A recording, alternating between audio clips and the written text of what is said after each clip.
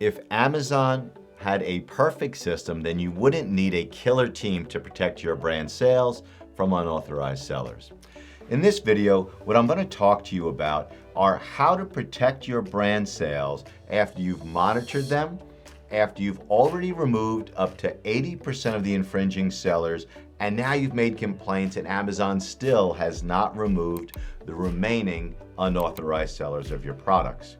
There are a couple of things that you need. One, you need a great software solution that will continuously monitor your listings for the remaining infringers. This is absolutely vital.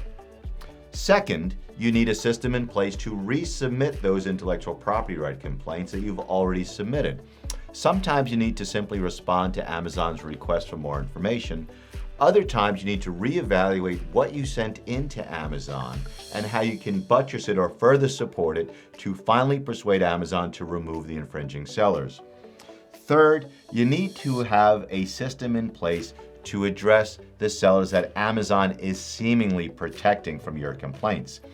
From our cross-examination of Amazon's executives at numerous arbitrations and our grilling of Amazon employees in India, we've learned that there are many sellers that are simply protected by Amazon.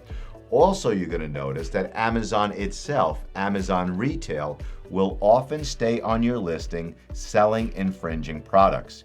We had one case where Amazon was well aware that it was selling counterfeit products that it was buying from one of its vendors. Amazon continued to sell counterfeit products despite 160 plus complaints from consumers. You need to know that Amazon is not only imperfect, but Amazon itself will often violate your intellectual property rights.